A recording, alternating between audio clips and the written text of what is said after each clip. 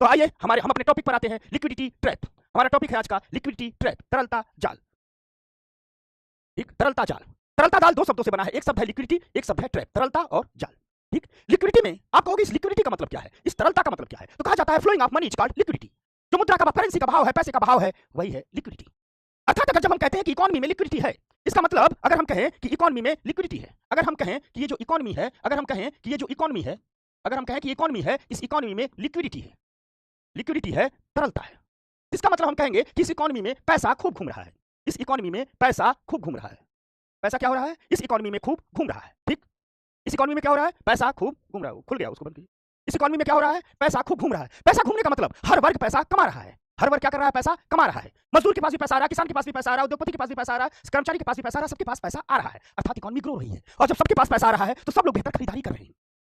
मजदूर भी कहेगा चलो भाई एक पैंट शर्ट के बदले दो पैंट शर्ट खरीदे, एक जूता के बदले दो जूता खरीदे, एक कॉस्मेटिक्स के बदले तीन कॉस्मेटिक्स खरीदे, एक साइकिल के बदले दो साइकिल खरीदे, एक बाइक के बदले चार बाइक खरीदे, एक अब बाइक हो गई है तो कार खरीदे। तो इकोनॉमी में खरीदारी हो रही है। जब भी इकोनॉमी में पैसा आता है तो इकोनॉमी में खरीदारी होती है, और जब खरीदारी होती है तो ढेर सारे लोग सोचते हैं, जो उद्योगपति हैं, जो व्यापारी हैं, वो सोचते हैं कि भाई खरीदारी हो रही है तो हम ज्यादा सामान बनाएं, यानी ज्यादा इन्वेस्टमेंट करें। तो जब भी खरीदारी होती है तो उसको कहते हैं कि इन्वेस्टमेंट खूब होगा। भैया मान लो ढेर सारा किसी शहर में खरीदारी हो रही है तो ढेर सारे कपड़े की दुकान खुल जाएंगे, तो ढेर सारी जो कपड़े की दुकान खुल रही है, व्यापारी क्या कर रहा है, दुकान खोलने में जो पैसा लगा रहा है वो इन्वेस्टमेंट ही तो हो रहा है।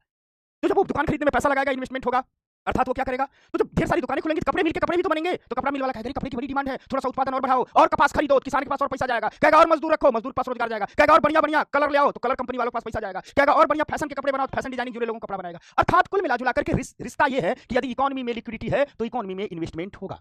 ये रिश्ता है कि यदि इकोनॉमी में लिक्विडिटी है, यदि इकोनॉमी में लिक्विडिटी है, इसका मतलब उस इकोनॉमी में इन्वेस्टमेंट होगा, इन्वेस्टमेंट होगा।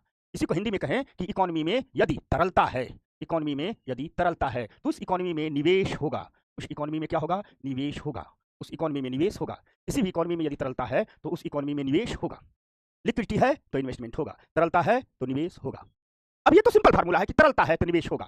तो फिर तरलता जाल क्या है, तरलता जाल भी, तरलता जाल में स्थिति उल्टा हो जाती है। तरलता जाल में, ठीक, तरलता जाल यानी लिक्विडिटी ट्रैप में, ठीक, लिक्विडिटी ट्रैप में स्थिति उल्टा हो जाती है। नॉर्मल स्थिति क्या है, लिक्विडिटी क्या कहलाती है कि यदि लिक्विडिटी है, यदि लिक्विडिटी है तो इन्वेस्टमेंट होगा, इन्वेस्टमेंट होगा, यह नॉर्मल फार्मूला है। लेकिन कभी कभी कुछ अर्थव्यवस्थाओं में देखा जाता है कि लिक्विडिटी है, कई अर्थव्यवस्थाओं में देखा जाता है लिक्विडिटी है लेकिन इन्वेस्टमेंट नहीं हो रहा है, इन्वेस्टमेंट नहीं हो रहा है, नहीं हो रहा है।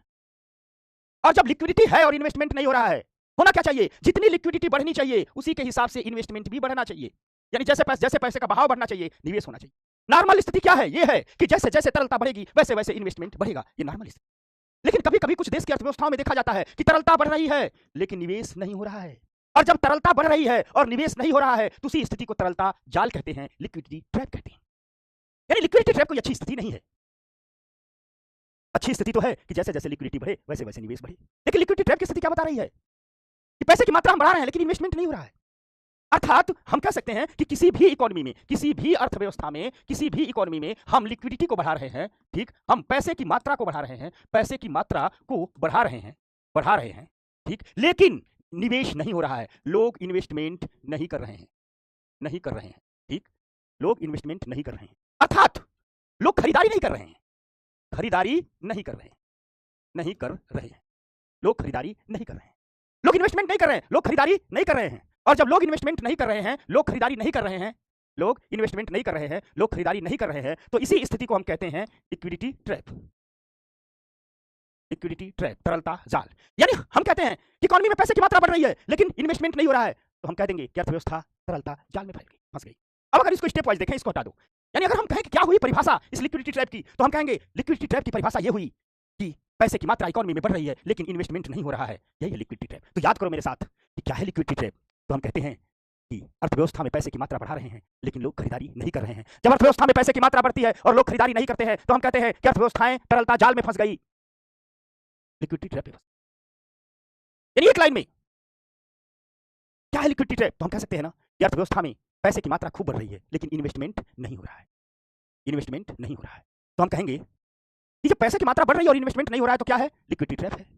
तो परिभाषा यही है कि अर्थव्यवस्था में पैसे की मात्रा बढ़ रही है लेकिन निवेश नहीं हो रहा है, तो कहा जाता है कि अर्थव्यवस्थाएं लिक्विडिटी ट्रैप का शिकार हुई, अर्थव्यवस्थाएं तरलता के जाल में फंस गई। अब यहां सवाल है, क्वेश्चन ये है कि जब पैसे की मात्रा बढ़ रही है, पैसे की मात्रा बढ़ रही है, ठीक, पैसे की मात्रा बढ़ रही है, अर्थात लिक्विडिटी बढ़ रही है, लिक्विडिटी बढ़ रही है, पैसे की मात्रा बढ़ रही है, लिक्विडिटी बढ़ रही है, और लोग इन्वेस्टमेंट नहीं कर रहे हैं, लोग इन्वेस्टमेंट नहीं कर रहे हैं, लोग इन्वेस्टमेंट नहीं कर रहे हैं। तो आप लोग सोच रहे होंगे कि आखिर भैया अर्थव्यवस्था में पैसे की मात्रा भी बढ़ रही है, लोग इन्वेस्टमेंट भी नहीं कर रहे हैं, तो पैसा जा कहां रहा है? तो पैसा जा कहां रहा है? तो पैसा जा कहां रहा है? आखिर कहां जा रहा है? यदि अर्थव्यवस्था में पैसे की मात्रा बढ़ रही है और लोग इन्वेस्टमेंट नहीं कर रहे हैं, तो पैसा जा कहां रहा है?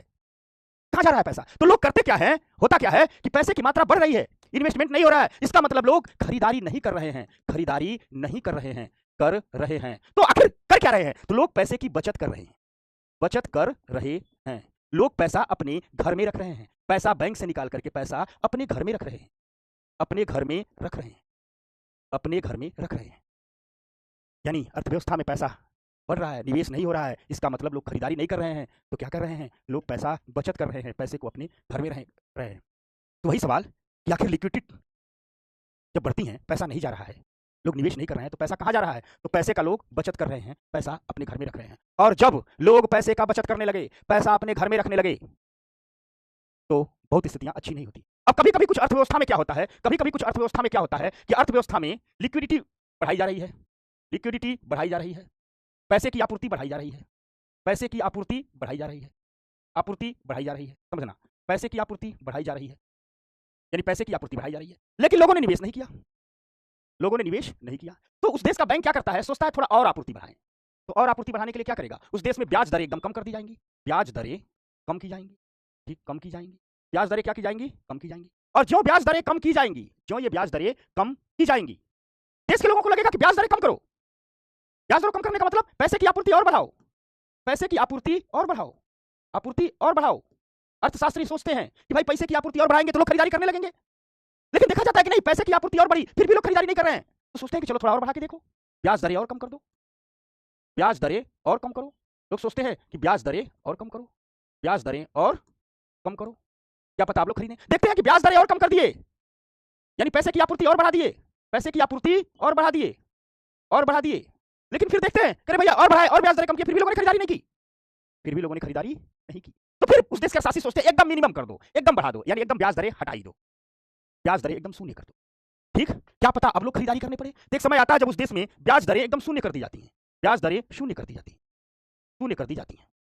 लोगों को उम्मीद है कि ब्याज दरें शून्य करेंगे, क्या पता सस्ता पैसा मिले, लोग खरीदारी करें, लेकिन दिखता क्या है कि ब्याज दरें शून्य किए तो भी, यानी पैसे की आपूर्ति मैक्सिमम कर दिए, पैसे की आपूर्ति मैक्सिमम कर दिए, अधिकतम कर दिए, अधिकतम कर दिए, लेकिन देखते क्या है कि पैसे की आपूर्ति अधिकतम कर दिए, फिर भी लोगों ने खरीदारी नहीं की, फिर भी लोगों ने खरीदारी नहीं की, फिर भी लोगों ने खरीदारी नहीं की, अर्थात इन्वेस्टमेंट नहीं हुआ, इन्वेस्टमेंट नहीं हुआ, इन्वेस्टमेंट नहीं हुआ। और जब यह स्थिति आ जाती है कि ब्याज दरें एकदम शून्य कर दें फिर भी इन्वेस्टमेंट नहीं हो रहा है, तो उसी स्थिति को कहते हैं कि इकोनॉमी लिक्विडिटी ट्रैप में फंस गई है, लिक्विडिटी ट्रैप में फंस गई है, फंस गई है, इकोनॉमी लिक्विडिटी ट्रैप में फंस गई है, इकोनॉमी तरलता जाल में फंस गई है। अर्थात किसी भी देश में तरलता जाल की स्थिति वह स्थिति है जिसमें मनी सप्लाई को मैक्सिमम कर दिया जाता है, यानी पैसे की आपूर्ति को अधिकतम कर दिया जाता है, पैसे की आपूर्ति को अधिकतम कर दिया जाता है। क्या कर दिया जाता है? अधिकतम कर दिया जाता है, पैसे की आपूर्ति को अधिकतम कर दिया जाता है, पैसे की आपूर्ति को अधिकतम कर दिया जाता है, अर्थात ब्याज दरें एकदम शून्य कर दी जाती हैं, ब्याज दरें एकदम शून्य कर दी जाती हैं, शून्य कर दी जाती हैं, मतलब अब इससे कम हो ही नहीं सकता, तो भी अर्थव्यवस्था में इन्वेस्टमेंट नहीं हो रहा होता है, अर्थव्यवस्था में निवेश नहीं हो रहा होता है, हो रहा होता है। इसी स्थिति को कहते हैं अर्थव्यवस्थाएं तरलता जाल में फंस गई, अर्थव्यवस्थाएं लिक्विडिटी ट्रैप में, इसी स्थिति को कहते हैं कि अर्थव्यवस्थाएं लिक्विडिटी ट्रैप में फंस गई, अर्थव्यवस्थाएं तरलता जाल में, इसी स्थिति को कहते हैं कि अर्थव्यवस्थाएं लिक्विडिटी ट्रैप में फंस गई, अर्थव्यवस्थाएं तरलता जाल में फंस गई। अब थोड़ी सी बात देखते हैं, याद रखना, अब समझो यहां, मार्केट में मनी सप्लाई ज्यादा हो गई हो लेकिन इकोनॉमी में इन्वेस्टमेंट नहीं हो रहा हो, अर्थात लोग खरीदारी नहीं कर रहे हैं, बल्कि लोग क्या कर रहे हैं? बचत कर रहे हैं। और जब लोग खरीदारी नहीं कर रहे हैं तो इससे गुड्स और सर्विस की डिमांड कम हो जाती है और उत्पादन पर बहुत बुरा असर पड़ता है, अर्थव्यवस्था अपने ही जाल में फंस जाती है, ठीक, यही है लिक्विडिटी ट्रैप। जो देश का सेंट्रल बैंक होता है वो ब्याज दरें बढ़ाते बढ़ाते परेशान हो जाता है, एक समय ब्याज दरें घटाते घटाते परेशान हो जाता है, अब उसकी ब्याज दरों का असर कोई मार्केट पर नहीं पड़ता है, अर्थात उस देश की सेंट्रल बैंक की जो मॉनेटरी पॉलिसी है, जो मौद्रिक नीति है, वह फेल हो जाती है। तो अर्थव्यवस्था जब लिक्विडिटी ट्रैप में फंसती है तो देशों की मॉनेटरी पॉलिसी क्या हो जाती है? फेल हो जाती है। ये बातें हैं लिक्विडिटी ट्रैप की, ठीक। अब देखो, अब ये लिक्विडिटी ट्रैप ये तो स्थिति है, अब अब थोड़ा ये लिक्विडिटी ट्रैप तरलता जाल की बातें आई कहां से, थोड़ा चर्चा इस पर करते हैं। तो लिक्विडिटी ट्रैप तो एकदम आप लोगों को याद हो गया होगा, ठीक। लिक्विडिटी ट्रैप तो एकदम आप लोगों को याद हो गया होगा। अब देखते हैं ये बातें कहां से आई। एक अर्थशास्त्री थे जिनका नाम है जॉन मेनार्ड कीन्स। 1936 में इन्होंने एक बात कही थी, ठीक। दरअसल 1929 से 1934 तक का काल अमेरिका में महान मंदी का काल रहा, इसलिए उस दौर में जितने अर्थशास्त्री थे सबका ध्यान मंदी, बेरोजगारी, इन्हीं सब पर रहता था। तो 1936 में इनकी किताब प्रकाशित हुई और इस किताब का नाम है the general theory of employment, interest and money. American थे तो अंग्रेजी में किताब लिखेंगे। इनकी किताब का नाम है जॉन मेनार्ड कीन्स का और किताब का नाम है the general theory of employment, interest and money. अगर नाम से ही देख लें तो जनरल थियरी यानी सामान्य सिद्धांत किसके बारे में, एम्प्लॉयमेंट यानी रोजगार के बारे में, इंटरेस्ट यानी ब्याज दरों के बारे में, और मनी यानी मुद्रा के बारे में। इस किताब में कीन्स लिखता है, कीन्स कहता है कि कई कारणों से देशों में कभी कभी लोगों में बचत की प्रकृति बढ़ती है ताकि वे भविष्य में निवेश कर सकें। कई कारणों से बचत की प्रवृत्ति होती है, ठीक, समझना, कि हम भविष्य में निवेश करें। कीन्स कहता है कि जब एक लिमिट से ज्यादा इंटरेस्ट रेट कम हो जाता है, ब्याज दरें एक सीमा से ज्यादा कम हो जाता है, ठीक, तो इकोनॉमी को नुकसान पहुंचने लगता है और लोग कैश को अपने पास रखने लगते हैं, नकद को अपने पास रखने लगते हैं, सोचते हैं अभी लेकर के रख देते हैं और भविष्य में हम निवेश करेंगे, यानी भविष्य के लिए लोग कैश को अपने पास, ठीक, रखने लगते हैं। अर्थात इकोनॉमी में इन्वेस्टमेंट पैसा होने के बावजूद भी नहीं हो रहा है। इकोनॉमी में पैसा है लेकिन लोग घर में रख रहे हैं, इन्वेस्टमेंट नहीं कर रहे हैं। ऐसी स्थिति में जो अर्थव्यवस्था है अपने ही जाल में उलझ करके रह जाती है और इस जाल को हम कहते हैं लिक्विडिटी ट्रैप। इसी को लिक्विडिटी ट्रैप की स्थितियां कहते हैं। एक कीन्स ने, ठीक, एक कर्व भी बना करके दिखाया, ठीक, ऐसे ही हल्के से दिखा रहा हूं कीन्स के कर्व को, बहुत इसमें अंदर नहीं जाना, आप लोग जान लीजिए। कीन्स कहता है कि ये हमारी मनी सप्लाई है, ठीक। कीन्स कहता है कि हम इंटरेस्ट रेट जैसे जैसे हम घटाते जा रहे हैं हमारी मनी सप्लाई बढ़ती जा रही है, ठीक, इंटरेस्ट रेट घट रहा है। कहता है, ठीक, कि जैसे जैसे इंटरेस्ट रेट घटेगा, ठीक, हमारी मनी सप्लाई बढ़ रही है, एक समय आएगा कि इंटरेस्ट रेट हम घटा ही नहीं सकते, जितना घटाना था घटा दिया, ठीक। यानी कर्व कीन्स कह रहा है कि हम यहां तक तो इंटरेस्ट रेट घटाएं, इसके बाद हम नहीं घटा सकते। कीन्स कहता है इसके बाद इंटरेस्ट रेट और जो मनी सप्लाई का कर्व है, ठीक, जो कर्व है वह फ्लैट हो जाता है।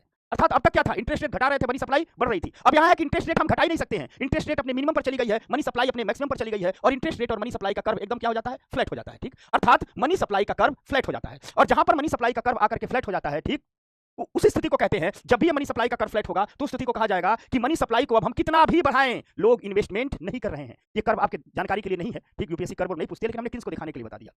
समझ में आ गई बात। और इसी कर्व को कहते हैं लिक्विडिटी ट्रैप का कर्व, इसी कर्व को कहते हैं लिक्विडिटी ट्रैप का कर्व।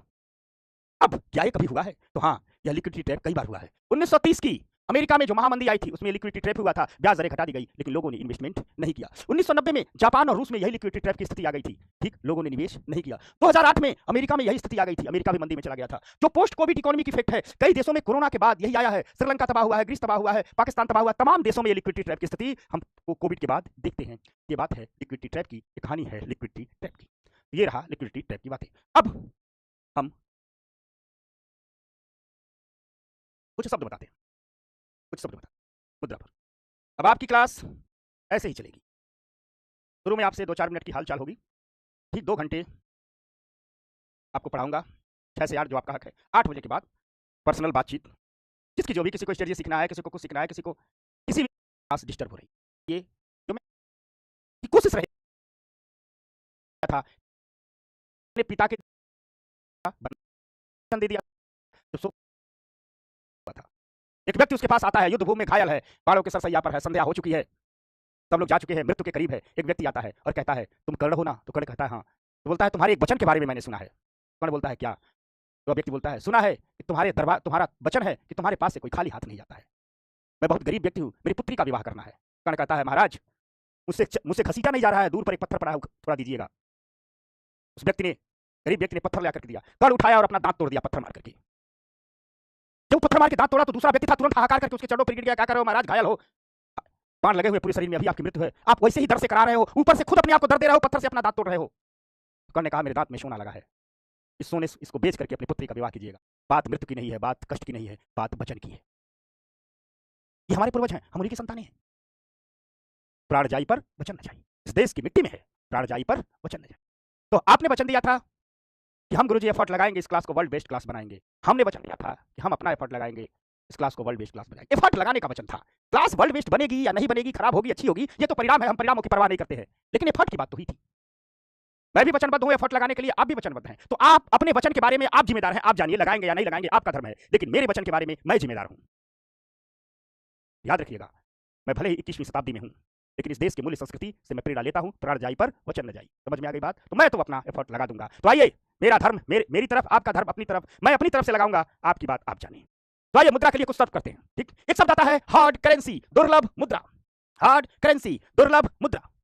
इस मुद्रा को दुर्लभ मुद्रा कहते हैं। याद रखिएगा, अंतरराष्ट्रीय स्तर पर जिस मुद्रा में सबसे अधिक विश्वास किया जाता है उसे क्या कहते हैं? दुर्लभ मुद्रा कहते हैं। यानी अंतरराष्ट्रीय बाजार में जिस मुद्रा पर सबसे अधिक भरोसा किया जा रहा है, सबसे अधिक विश्वास किया जा रहा है, उस मुद्रा को क्या कहने लगेंगे? हार्ड करेंसी कहने लगेंगे। जैसे डॉलर, अमेरिकन डॉलर क्या है? हार्ड करेंसी है, क्योंकि अमेरिकन डॉलर पर सबसे अधिक भरोसा किया जाता है। एक बात और भी कहते हैं कि दुर्लभ मुद्रा वो मुद्रा है जिसकी जरूरत हर अर्थव्यवस्था को होती है। रुपया हमारा अपना है, लेकिन भारत सरकार जब विदेश व्यापार करती है, हमको रुपया अपने डॉलर में चाहिए। ठीक, अब आप लोग ये सोच रहे होंगे कि आखिर कोई करेंसी हार्ड करेंसी कैसे बन जाती है? कोई करेंसी हार्ड करेंसी कैसे बन जाती है? आखिर डॉलर ही हार्ड करेंसी क्यों बना, रुपया क्यों नहीं बना? याद रखना, किसी भी देश की करेंसी हार्ड करेंसी तब बनती है जब वो देश हाई टेक्नोलॉजी का निर्यातक हो, यानी एक से एक मशीन बना करके बेचे ताकि सारे लोग खरीदे। जब वो देश डिफेंस प्रोडक्ट का निर्यातक हो, सभी लोग उसके हथियार खरीदें। जब वो देश पेट्रोलियम का निर्यातक हो, अमेरिका भले ही पेट्रोलियम का निर्यातक नहीं है, लेकिन खाड़ी देशों में जितने भी पेट्रोल की खुदाई होती है सब अमेरिका की कंपनियां करती हैं और डॉलर में ही बेचा जाता है। अमेरिकी कंपनियां करती हैं, डॉलर में ही बेचेंगी। तो जब भी किसी देश, कोई देश हाई टेक्नोलॉजी का निर्यात करता है, डिफेंस प्रोडक्ट का निर्यात करता है, पेट्रोलियम प्रोडक्ट का निर्यात करता है, तो उस देश की करेंसी हार्ड करेंसी बन जाती है। उस देश की करेंसी क्या बन जाती है? हार्ड करेंसी बन जाती है। जैसे डॉलर, अमेरिकन डॉलर सबसे अधिक हार्ड करेंसी। अमेरिकन डॉलर क्या है? सबसे अधिक हार्ड करेंसी। समझ में आ गई बात? अमेरिकन डॉलर सबसे अधिक हार्ड करेंसी। अब एक शब्द आता है सॉफ्ट करेंसी। ठीक, सुलभ मुद्रा। एक शब्द आता है सॉफ्ट करेंसी, सुलभ मुद्रा।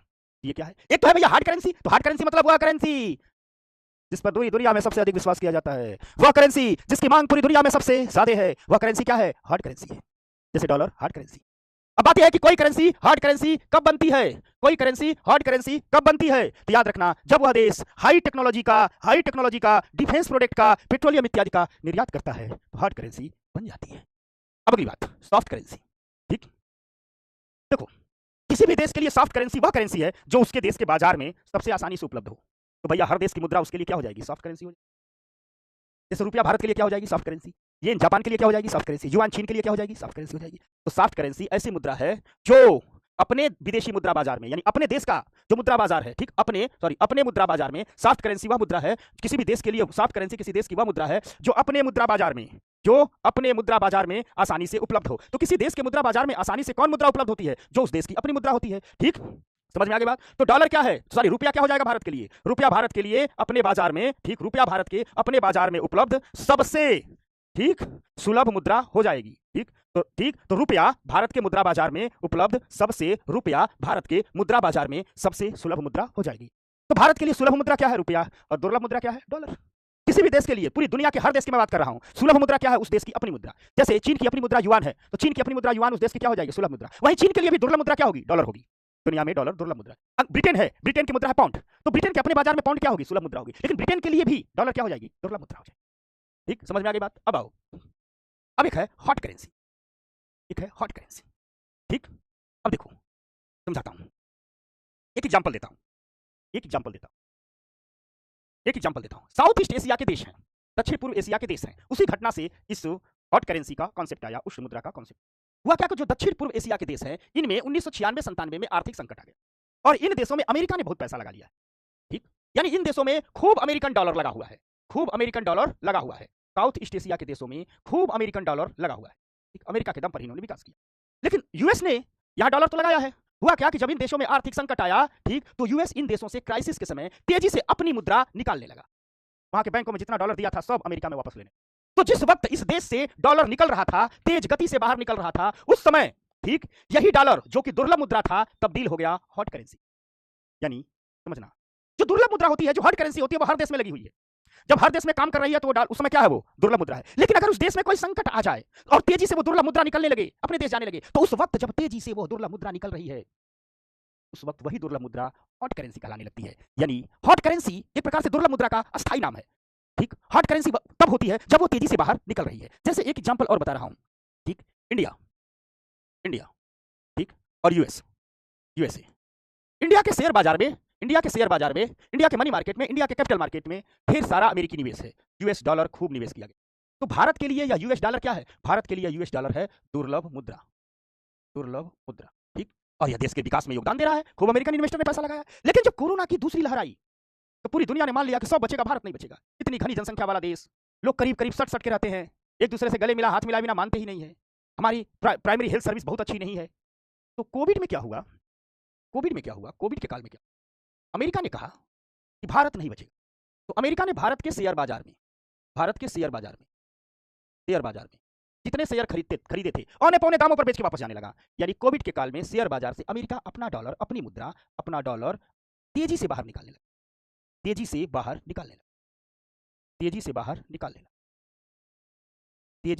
निकालने लगा। जब यह अमेरिका अपनी मुद्रा, अपना डॉलर तेजी से बाहर निकालने लगा, जिस वक्त यह मुद्रा तेजी से निकल रही थी, जिस वक्त बाहर निकल रही थी, उसी वक्त इसे कहा गया, या उसी वक्त इसे कहा जाता है हॉट करेंसी। यानी हॉट करेंसी का ही, दुर्लभ मुद्रा का ही अस्थायी रूप है। अर्थात जब किसी देश से जो दुर्लभ मुद्रा है तेजी से बाहर निकल रही है, तो जिस वक्त वो निकल रही होती है, उस वक्त वो क्या कहलाती है, हॉट करेंसी। समझ में आ गई बात? जिस वक्त वो निकल रही होती है उस वक्त उसको क्या कहेंगे। भारत में निवेश डॉलर है, भारत के बाजार में आज डॉलर है, तो आज इस भारत के बाजार में जो डॉलर है वो तो कहलाएगा दुर्लभ मुद्रा। लेकिन किसी कारणों से अमेरिका डॉलर तेजी से बाहर निकालने लगे, अपने देश लेके जाने लगे, तो जिस वक्त ये डॉलर निकल रहा है, जिस वक्त ये मुद्रा बाहर निकल रही है, उसी वक्त ये कहलाएगी हॉट करेंसी, ठीक।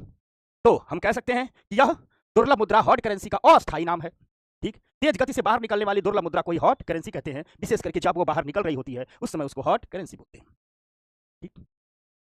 एक होती है हीटेड करेंसी, या इसे करेंसी अंडर हीट भी बोलते हैं। अब इसको समझाते हैं, ठीक। अब देखो कोविड में क्या हुआ, अब देखो होता क्या है, एक कॉन्सेप्ट बताता हूं। ये इंडिया है, ठीक, थोड़ा बढ़िया वाला भारत बने, ये इंडिया है, ये बढ़िया बन ही नहीं रहा, ये इंडिया, ठीक, ये इंडिया है। समझ में आ गई बात? ये इंडिया है।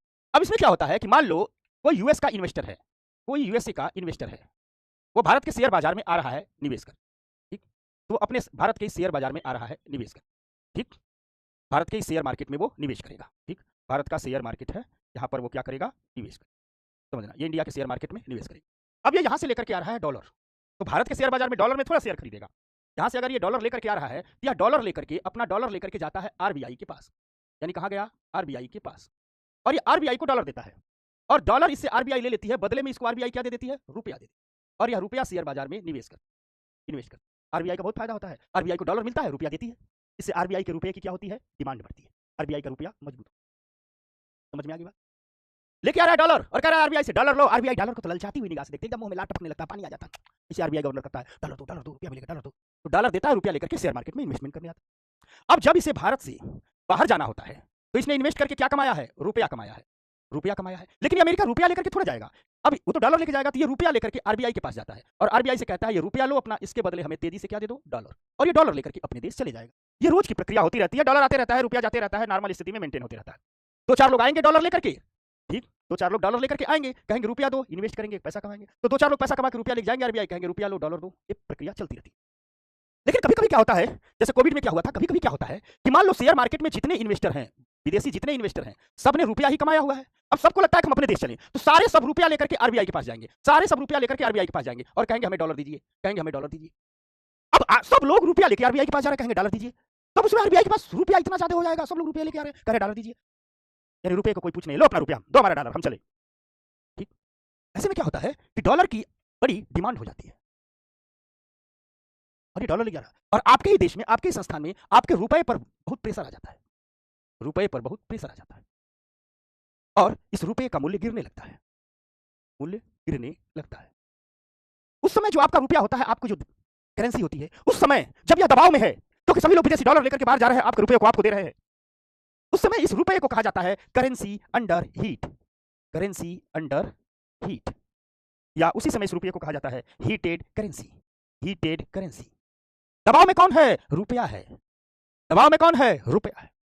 तो उसी समय इसको कहा जाता है करेंसी अंडर हीट या हीटेड करेंसी। कौन है दबाव में, तो रुपया है, करेंसी अंडर हीट या हीटेड करेंसी। यानी हीटेड करेंसी तब होती है जब किसी भी देश के बाजार से जो विदेशी मुद्रा है वो बाहर निकलने लगती है, बहुत तेजी से बाहर निकलने लगती है। सब लोग उसके केंद्रीय बैंक के पास आते हैं, अगर हम भारत का उदाहरण ले लें, सब लोग आरबीआई के पास आते हैं, लो अपना रुपया, चले हम, या लो अपनी लकुट कमरिया, बहुत ही नाच नचाए। समझ में आ गई बात? तो भैया सब लोग रुपया लेकर के आ रहे हैं, सब लोग रुपया लेकर के आ रहे हैं, डॉलर मांग रहे हैं, डॉलर मांग रहे हैं, डॉलर मांग रहे हैं। तो जब सब रुपया लेकर आ रहे हैं, डॉलर मांग रहे हैं, तो बेचारे रुपये पर दबाव तो आ जाएगा, रुपया आपके ही बाजार में बेइज्जत हो जाएगा। इसे कहते हैं रुपया गिरा रे अपने बाजार में, ठीक, बेइज्जत हो जाएगा।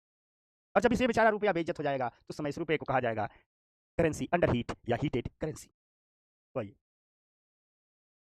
ठीक। तो देखो, समझना, तो जब किसी देश से जो हॉट करेंसी होती है, समझना बात को, जब किसी देश से जो हॉट करेंसी होती है बाहर निकलती है, तो उस देश की मुद्रा पर दबाव आ जाता है, प्रेशर आ जाता है, और उस देश की मुद्रा का मूल्य गिर जाता है। उस समय घरेलू मुद्रा को हीटेड करेंसी, गर्म मुद्रा कहते हैं। साथ साथ उसे करेंसी अंडर हीट भी कहते हैं, ठीक, अंडर हैमरिंग भी उसको कहीं कहीं कहा जाता है, under currency under hammering, currency under heat, currency under hammering, under नहीं अंडर है, currency under heat, currency under hammering. होता क्या है, देश है, यहाँ से हॉट करेंसी बाहर निकल रही है, यानी डॉलर बाहर निकल रहा है, देश की मुद्रा पर दबाव आ गया है, सब लोग उसकी मुद्रा ला रहे हैं, कर रहे लो हमको डॉलर दो, मुद्रा के मूल्य में गिरावट आ जाती है। यही वो वक्त है जब घरेलू मुद्रा हीटेड करेंसी कहलाती है। यही वो वक्त है जब घरेलू मुद्रा हीटेड करेंसी कहलाती है। अब देखो, एक शब्द है चीप करेंसी, एक शब्द है चीप करेंसी, सस्ती मुद्रा। इस चीप करेंसी शब्द का प्रयोग 1930 में किन्स ने किया था। किसने किया था? किन्स ने, ठीक। किन्स ने कहा था, किन्स ने कहा था कि सरकार है, ठीक, सरकार है, सरकार ने कोई बॉन्ड इशू किया था। बस अब बॉन्ड वाले चैप्टर में चलने वाले हैं, आज आप लोग अच्छे से पढ़ लीजिए, कल से ही मनी मार्केट, कैपिटल मार्केट शुरू हो जाएगा, बॉन्ड, सिक्योरिटी, ट्रेजरी बिल, ये सब बातें शुरू हो जाएंगी, समझना बात को। तो किन्स कह रहा है कि मान लीजिए सरकार है, इस सरकार ने कोई बॉन्ड इशू किया है, ठीक, जनता को बॉन्ड दिया है, बेचा है, और सरकार ने जब दिया था कहा था हम इसे 10 साल बाद वापस लेंगे और आपको बदले में पैसा देंगे, यानी आपसे 10 साल बाद खरीदेंगे, पैसा देंगे। तो जब वो कहता है कि 10 साल बाद खरीदेंगे, तो 10 साल उसकी क्या होती है? मैच्योरिटी डेट होता है, 10 साल उसकी परिपक्वता तिथि होती है। मान लीजिए 2015 में कोई बॉन्ड इशू किया गया है, 2020 में कोई बॉन्ड इशू किया गया है, सरकार ने 2020 में किया था और कहा था कि 20 में आप लीजिए, हमें पैसा दीजिए, इसकी मैच्योरिटी डेट 2030 है, ठीक। सरकार ने कोई बॉन्ड मान लीजिए 2020 में इशू किया था, अब मत पूछना बॉन्ड क्या, कल से पढ़ाएंगे ये सब। सरकार ने कोई बॉन्ड 2020 में इशू किया था और सरकार कह रही है कि इसका मैच्योरिटी डेट 2030 है, यानी 2030 में हम इसको क्या कर लेंगे? खरीदेंगे। 2030 में इसको हम क्या कर लेंगे? खरीदेंगे। लेकिन सरकार कह रही है नहीं, अब हम 2025 में ही खरीदेंगे, यानी मैच्योरिटी डेट से पहले ही सरकार उसको खरीद ले रही है। तो जब मैच्योरिटी डेट से पहले ही सरकार खरीद रही है, तो लोगों को पैसा देगी, यानी इकोनॉमी में क्या आ जाएगा? पैसा आ जाएगा। और जब इकोनॉमी में अधिक पैसा आ जाएगा, उस अधिक पैसे को ही कहा जाएगा चीप मनी, उस अधिक पैसे को ही कहा जाएगा चीप मनी, सस्ता पैसा। तो सस्ता पैसा उस पैसे को कहते हैं जब कोई भी सरकार, ठीक, कोई भी सरकार बॉन्ड खरीदी, बॉन्ड बेची है, जनता ने बॉन्ड खरीद लिया, सरकार के पास पैसा आ गया, ठीक, सरकार ने कहा मैच्योरिटी डेट आएगा तो वापस कर देंगे, लेकिन समय से पहले सरकार करी आ जाइए, हम अभी पैसा दे रहे हैं, 5 साल बाद की बात छोड़िए, इकोनॉमी में ढेर सारा पैसा आ जाएगा, और उसी को हम कहते हैं, जब वो ढेर सारा पैसा आ जाएगा तो उसी को कहते हैं चीप मनी। समझ में आ गई बात, ठीक। अब देखो, ये हो गया चीप मनी। मैं थोड़ी चाय पीता हूँ, 1 मिनट के लिए तो पुनः आप कर देना, कमेंट ना चलेगा। चाय जाए, ठीक। तो उनको पैसा देगा तो इकोनॉमी में ढेर सारा पैसा आ जाएगा, जो इकोनॉमी में उस समय ढेर सारा पैसा आ जाएगा उसे कहते हैं चीप मनी, ठीक। ये तरीका सही है ना? लोग डिस्टर्ब करते हैं भाई, बहुत डिस्टर्ब हो रही है क्लास, मेरी क्लास इतनी डिस्टर्ब नहीं होती थी, मैंने तुम सबकी इतनी तारीफ की, तुम सब तो उल्टे हो गए।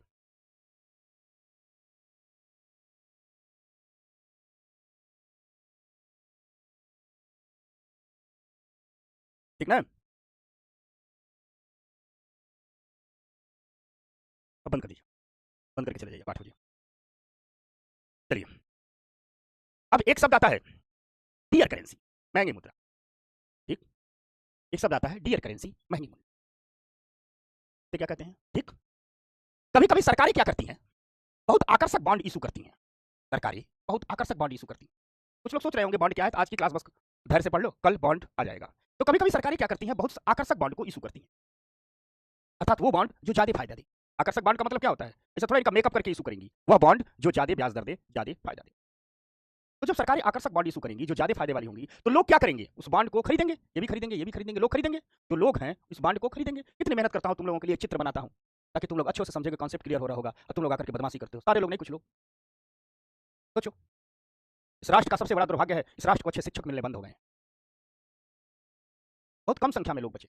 आप लोग भी ने इस बात को गौर किया होगा, आप लोगों ने प्राइमरी स्कूल में पढ़ा है, इंटर कॉलेज में पढ़ा है, आप यूनिवर्सिटी में पढ़ा है, आपसे कितने ऐसे टीचर मिले जो आपकी पढ़ाई के लिए अपना जी जान लगा देते हो, जो जी जान लगा के पढ़ाते हो? आप सब स्कूल में ही पढ़ने वाले लोग हो, बताओ ना भाई, कितने टीचर मिले आपको जो आपको दिल से पढ़ाते हो?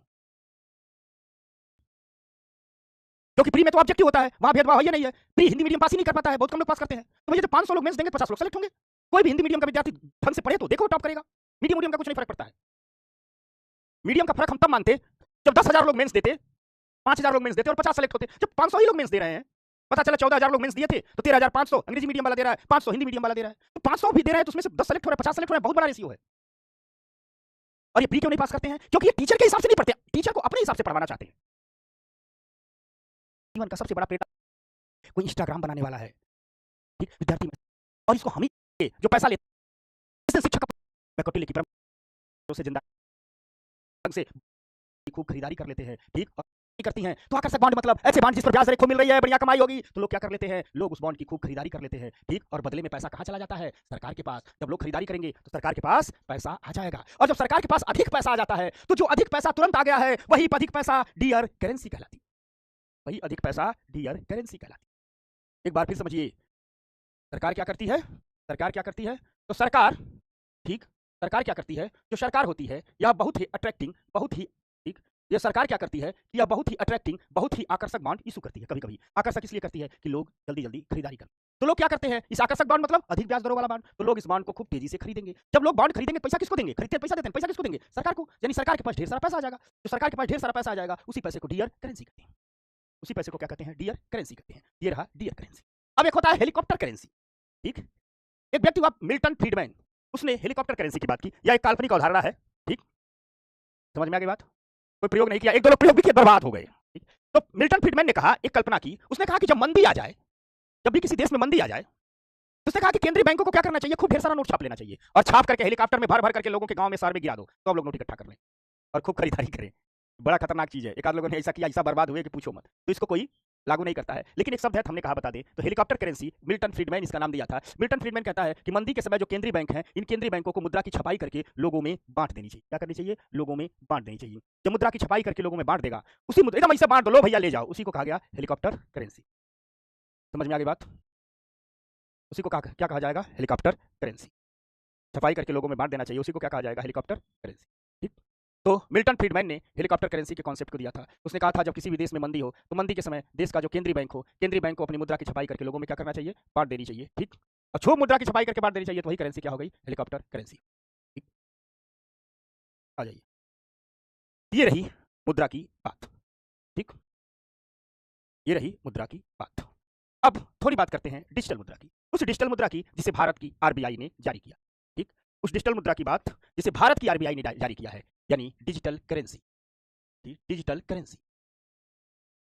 आपको याद होगा साल 2023 में भारत की आरबीआई ने, ठीक, साल 2023 में, जो 2023 है, इस 2023 में आरबीआई ने, ठीक, भारत के लिए डिजिटल करेंसी को जारी किया, ठीक, डिजिटल करेंसी को जारी किया, ठीक। और इस डिजिटल करेंसी को कहा, आरबीआई ने जिस डिजिटल करेंसी को जारी किया, इस डिजिटल करेंसी को नाम दिया सीबीडीसी। क्या नाम दिया, सीबीडीसी। यानी 2023 में आरबीआई ने भारत के लिए डिजिटल करेंसी को जारी किया और डिजिटल करेंसी को नाम क्या दिया, सीबीडीसी। तो बात करते हैं सीबीडीसी की, किसकी बात करते हैं, सीबीडीसी को, सेंट्रल बैंक डिजिटल करेंसी। इस सीबीडीसी का पूरा नाम है सेंट्रल बैंक डिजिटल करेंसी, ठीक, करेंसी, ठीक, सेंट्रल बैंक डिजिटल करेंसी। यानी आरबीआई ने जो भारत के लिए डिजिटल करेंसी को लॉन्च किया, इसे क्या कहा गया, सेंट्रल बैंक डिजिटल करेंसी। इसी को अखबारों ने, मीडिया ने, सरकार ने कहा ये हमारा ई रुपया है। इसी को क्या कहा गया, ई रुपया। यानी आरबीआई जो, जिसे आप ई रुपया कह रहे हैं, वो आरबीआई के पेपर पर क्या लिखी जाती है, वो आरबीआई के पेपर पर सेंट्रल बैंक डिजिटल करेंसी लिखी जाती है। हम उसे क्या कहते हैं, हम उसे ई रुपया कहते हैं। तो ई रुपये का ऑन पेपर असली नाम क्या है, उसका नाम है सेंट्रल बैंक डिजिटल करेंसी, ठीक। तो हम कह सकते हैं कि 2023 में आरबीआई ने, ठीक, हम कह सकते हैं कि 2023 में आरबीआई ने इंडिया के लिए डिजिटल करेंसी लॉन्च कर दी है। डिजिटल करेंसी, इसकी टेस्टिंग हो रही है, लॉन्च कर दी है, ठीक। इस डिजिटल करेंसी का नाम क्या है, क्या नाम है इसका, तो ऑन पेपर नाम है central bank digital currency. Media द्वारा दिया लोकप्रिय नाम है ई रुपया। क्या कहा गया, ई रुपया। तो अब बात उठती है, क्या है ई रुपया, थोड़ा सा इस ई रुपया के बारे में जानते हैं। याद रखना, इस ई रुपये और कुछ नहीं है, जितने भी हमारे पास रुपया मूल्य वर्ग के नोट हैं उनका डिजिटल फॉर्म है। यानी जितने भी हमारे पास रुपया मूल्य वर्ग के नोट हैं, रुपया मूल्य वर्ग के नोट हैं, जितना भी हमारे पास रुपया मूल्य वर्ग के नोट हैं, जितना भी हमारे पास रुपया मूल्य वर्ग के नोट हैं, उसका डिजिटल फॉर्म है, उसका क्या है, ठीक, डिजिटल रूप है। अर्थात जितनी प्रकार की हमारे पास रुपया है, उसी प्रकार 10 का नोट है तो 10 रुपए का डिजिटल रूप भी है। हमारे पास कितने रुपया मूल्य वर्ग के नोट हैं, अगर हम रुपया मूल्य वर्ग की नोट देखें तो 10 रुपए का नोट है, ठीक, 20 का नोट है, 20 का नोट है, 30 का तो है नहीं, 50 का है, 50 का है, 100 रुपये का है, 200 है और 500 है, इतना ही ना है। 2000 वाला बंद हो गया। तो आरबीआई ने क्या किया है, इन सब का डिजिटल फॉर्म, यानी 10 रुपया का डिजिटल रूप में भी ई रुपया होगा, ठीक, 10 रुपये का। अर्थात अब बैंक जाएंगे, अब बैंक वाला आपसे कहेगा कि 500 रुपये का 10,000 लेना है, तो 500 रुपये के नोट आपको दे दें कि आपके मोबाइल में डिजिटल रूप में 500 रुपये का ई रुपया दे दें, 500 की गड्डी दे दें, 500 के ई रुपये की गड्डी दे दें, ई रुपया की गड्डी दे दें। तो याद रखना, ठीक, जितने प्रकार के नोट हैं सिर्फ उन्हीं प्रकार का ई रुपया है, यानी 30 रुपया ई रुपया नहीं है, 30 रुपया ई रुपया नहीं है। किसी को देना होगा डिजिटली रूप से तो एक 20 का नोट दे देंगे, एक 10 का नोट दे देंगे। किसी को 500 देना है तो या तो आप कैश दीजिए, या तो आप कैश दीजिए, या तो आप कैश दीजिए, और या तो आप डिजिटल रूप से मोबाइल से दे दीजिए, आपके मोबाइल वॉलेट में रखा है डिजिटल रूप से दे दीजिए। इसका मतलब यह हुआ, एक बात याद रखना कि जो हमारा ई रुपया है वो और कुछ नहीं, जो हमारे रुपए मूल्य वर्ग की नोट हैं उनका डिजिटल रूप है, डिजिटल रूप है, समझना। अर्थात एक बात याद रखना, अर्थात जितने मूल्य, जो वैल्यू हमारे रुपया मूल्य वर्ग की नोटों की है वही वैल्यू हमारे डिजिटल रूप की भी है, यही वैल्यू हमारे ई रुपया की भी है। यानी 500 का जो कागज का नोट रहे चाहे 500 का ई रुपया रहे, वैल्यू बराबर है। किसी दुकान पर जाओगे तो 500 रुपये का दुकानदार से कह दो या तो हम कैश में देना, हम नोट निकाल करके दे रहे हैं, या हमारे मोबाइल वॉलेट में पड़ा हुआ है, मोबाइल वॉलेट से तुम्हारे मोबाइल वॉलेट में 500 रुपये का एक नोट ट्रांसफर कर दे रहे हैं। और याद रखिएगा, चूंकि यह जो ई रुपया है यह इसी का डिजिटल रूप है, यानी जो वैल्यू इसकी है वही वैल्यू इसकी भी है। तो हम कह सकते हैं क्या हमारा फिएट मनी भी है, या हमारा फिएट मनी है, या हमारा यह भी लीगल टेंडर है, यह भी लीगल टेंडर है, यानी इसको लेने से कोई मना नहीं कर सकता, सरकार कह रही है लीगल टेंडर है, फिएट मनी है, कुल मिलाजुला करके और कुछ नहीं। जो हमारे रुपया मूल्य वर्ग के नोट हैं उसी का डिजिटल रूप है ई रुपया, या भी फिएट, जितने की नोट है उतने का ही रुपया है। मार्केट में 30 रुपये की नोट नहीं है, 30 रुपये का ही रुपया नहीं है। मार्केट में 300 की नोट नहीं है, 300 का ही रुपया नहीं है। 10 रुपया, 20 रुपया, 50, 100, 200, 500, कितने का नोट है उतने का ई। समझ में आ गई बात? फिर हो गया बात, एकदम समझ में आ गई होगी। अब जो समझना बात को, अब ये जो ई रुपया है, ये जो ई रुपया है, समझना, यह ई रुपया दो प्रकार का है। यह ई रुपया क्या है? यह ई रुपया दो प्रकार का है, ठीक। एक को कहते हैं ई रुपया खुदरा, ई रुपया खुदरा, ई रुपया खुदरा, ई रुपया खुदरा, इसे ई रुपया रिटेल भी कहते हैं, ई रुपया रिटेल भी कहते हैं। खुदरे को क्या कहते हैं? रिटेल कहते हैं। या जो ई रुपया खुदरा है या आम लोगों के लिए उपलब्ध होगा, आम लोगों के, आम लोगों के, या किसके लिए उपलब्ध होगा? आम लोगों के लिए, हमारे आपके लिए, हम आप इससे अपनी खरीदारी करेंगे। दूसरा है ई रुपया होलसेल, ई रुपया थोक, दूसरा है ई रुपया थोक, इसे कहते हैं ई रुपया होलसेल। थोक मतलब ज्यादा पैसे की खरीदारी। तो जो बैंक, ठीक, जो बैंक, ठीक, जो बड़े बड़े वित्तीय संस्थान, जो वित्तीय संस्थान, ठीक, सरकार से प्रतिभूतियों की खरीदारी करते हैं, प्रतिभूतियों की खरीदारी करते हैं, ठीक, प्रतिभूतियों की खरीद बिक्री करते हैं। याद कीजिए आरबीआई आ रही थी, ओपन मार्केट ऑपरेशन चला रही थी, जो खरीद बिक्री करेंगे, ठीक, वह खरीद बिक्री अब किसमें होगी? ई रुपया थोक में होगी। जो प्रतिभूतियों की खरीद बिक्री करेंगे वह किसमें होगी? ई रुपया थोक में होगी। यानी प्रतिभूतियों की खरीद और बिक्री में क्या होगी? ई रुपया थोक में होगी। क्लियर हो गई बात? ई रुपया थोक में होगी, समझना। यही आप क्या आकर के, यानी जब हम आप सब्जी भाजी लेने जाएंगे तो किसका उपयोग करेंगे? ई रुपया खुदरा, ई रुपया रिटेल का हमारे लिए उपलब्ध होगा। लेकिन बैंक सरकार से, आरबीआई से 10,000 करोड़ की प्रतिभूति खरीद रहे हैं, 30,000 करोड़ की प्रतिभूति बेच रहे हैं, जब ये सब करेंगे तो वो ई रुपया थोक, ई रुपया डब्ल्यू का इस्तेमाल करें। तो दो प्रकार का ई रुपया है, यही है हमारी डिजिटल करेंसी। हमने बात शुरू की थी वस्तु विनिमय से हमारे डिजिटल करेंसी तक। इस प्रकार हमारा ये मुद्रा का चैप्टर खत्म होता है, लेकिन दुनिया के लिए खत्म होता है। हम थोड़ा कुछ इसमें एक्स्ट्रा चीज भी आपको पढ़ाएंगे। अब देखो, इकोनॉमी का सिलेबस ऐसे ही होता है, लिख दिया गया है आर्थिक विकास, ठीक। अब आज के 15 साल पहले तो आप लोग देखोगे तो डिजिटल पेमेंट कहीं नहीं पढ़ाया, किसी चैप्टर में नहीं है मुद्रा में, लेकिन आज डिजिटल पेमेंट चल रहा है। ये हमारी जिम्मेदारी है कि हम डिजिटल पेमेंट को पढ़ें और आपसे पढ़ें। आज के पहले भले सवाल नहीं आया है, लेकिन आज के बाद 2025, 26, 28, 30, 40, 45, 50 आज के बाद डिजिटल पेमेंट से सवाल आएंगे, क्योंकि तेजी से डिजिटल पेमेंट बढ़ रहा है। तो मुद्रा ही वाले चैप्टर में हम अपने सिलेबस को अपडेट करते हुए, एडवांस करते हुए, मैं आपको इतना अपडेट एडवांस क्यों पढ़ा पाता हूँ? क्योंकि जो आलतू फालतू की बेकार चीजें हैं वो मैं छोड़ देता हूँ। मैं आपको खुश करने के लिए नहीं पढ़ाता हूँ, मैं आपको सफल होने के लिए। मैं भी चाहूँ पीवाई को आपके ही पास नहीं है, मेरे भी पास है। मैं चाहूँ तो पीवाई को देख लूँ और हर चैप्टर में बस पीवाई को पढ़ा के निकल जाऊँ, खुश हो जाएंगे आप लोग। लेकिन सफल नहीं हूँ, शिक्षक हूँ। मेरा काम आपको खुश करना नहीं है, आपका मनोरंजन करना मेरा काम नहीं है।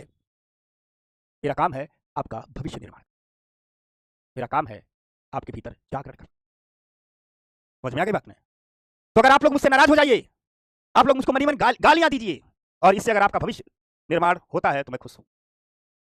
शिक्षक इंटरटेनर नहीं होता है, शिक्षक का काम विद्यार्थी का मनोरंजन नहीं करना, की दांत दिखाना नहीं है। शिक्षक का काम है विद्यार्थी को मार पीट के, डांट डपट के, समझा बुझा करके इस लायक तैयार करे कि जब वो जंगे दुनियावी में जाए तो जीते, सफल हो, तो सार्थक हो। नहीं तो फिर नाचने गाने वालों और पढ़ाने वालों में क्या अंतर रह जाए? समझ में आ गई बात? कुम्हार को मिट्टी मिलती है, कुम्हार उठ मिट्टी को गूंथता है, डंडे से पीटता है, बर्तन बनाता है, फिर उसे आग में रख करके तपाता है, फिर ठोक ठोक के मार पीट के देखता भी है ठीक बनाएगा। समझ में आ गई बात? क्लियर हो रही बात? तो आइए, ये रही कहानी मुद्रा की। अब हम थोड़ी बात करेंगे डिजिटल पेमेंट की। ठीक, डिजिटल पेमेंट की मतलब एक जगह से दूसरी जगह जो पैसा जा रहा है उसे डिजिटली पहुंचाया जा रहा है। ठीक, डिजिटल पेमेंट का मतलब क्या होता है? आपकी मुद्रा को डिजिटली एक जगह से दूसरी जगह तक ले जाना। डिजिटल पेमेंट मुद्रा नहीं है, वे मुद्रा को एक जगह से दूसरी जगह पहुंचा रहा है। यानी डिजिटल पेमेंट और कुछ नहीं है। डिजिटल पेमेंट वो टेक्नोलॉजी है जिस टेक्नोलॉजी के माध्यम से मुद्रा एक जगह से दूसरी जगह जा रही है। क्योंकि जिस दौर में हम हैं, जिस युग में हम हैं, उस दौर में मुद्रा एक जगह से दूसरी जगह बहुत तेजी से आगे जा रही है, इसलिए डिजिटल पेमेंट को पढ़ना बहुत जरूरी है। तो डिजिटल पेमेंट के लिए भारत में जो सबसे पहली पहल हुई, एक संस्थान बनाया गया जिसका नाम है एनपीसीआई। संस्थान का नाम है एनपीसीआई, भारतीय राष्ट्रीय भुगतान निगम लिमिटेड। ठीक, संस्थान का नाम है NPCI, national payment corporation of India. National payment corporation of India, यह एक कंपनी है। भारतीय राष्ट्रीय भुगतान निगम, यह एक कंपनी है। इस कंपनी की स्थापना के लिए संसद में एक एक्ट लाया गया, एक अधिनियम लाया गया। ठीक, इस अधिनियम का नाम था भुगतान और निपटान प्रणाली अधिनियम 2007। इस अधिनियम का नाम था भुगतान और निपटान प्रणाली अधिनियम 2007। इस 2007 के इस अधिनियम द्वारा भारत सरकार ने, भारत की संसद ने आदेश दे दिया कि भारत में डिजिटल पेमेंट को बढ़ावा देने के लिए एक कंपनी की स्थापना किया।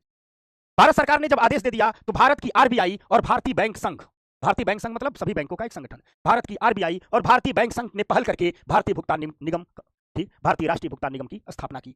कंपनी एक 2013 के सेक्शन 8 के तहत एक नॉन प्रॉफिट कंपनी के रूप में इसको रजिस्टर्ड किया गया, गैर लाभकारी कंपनी के रूप में रजिस्टर्ड कर दिया गया। अर्थात इस कंपनी का उद्देश्य लाभ कमाना नहीं होगा, बल्कि इस कंपनी का उद्देश्य होगा कि भारत में डिजिटल पेमेंट को बढ़ावा देने के लिए तकनीकी का विकास करना, उन सभी टेक्नोलॉजी को लाना जिसके कारण भारत में भुगतान प्रणाली को, भारत में डिजिटल पेमेंट को बढ़ावा दिया जाए। तो कहा गया कि आपका सबसे पहला काम होगा कि भारत में डिजिटल पेमेंट को आप क्या दीजिए, बढ़ावा दीजिए। दूसरा काम होगा कि आप वित्तीय समावेशन को बढ़ाइए, यानी बैंकिंग सिस्टम को, बैंक अकाउंट को ऐसा टेक्नोलॉजी लाइए कि बैंकिंग सिस्टम देश की एक एक व्यक्ति के पास पहुंच जाए। और तीसरा काम सौंपा गया कि सभी एटीएम को आप आपस में इंटरनेट से जोड़ दीजिए, ताकि किसी भी बैंक का एटीएम हो, किसी भी बैंक का आप एटीएम कार्ड लेकर के घूम रहे हो, किसी भी बैंक से जाकर के पैसा निकाल लो। मान लीजिए आपके पास एसबीआई का एटीएम है तो आप एक्सिस बैंक से पैसा निकाल लेते हैं ना। क्यों निकाल लेते हैं? क्योंकि क्या किया एनपीसीआई ने, सभी बैंकों के एटीएम को आपस में जोड़ दिया है।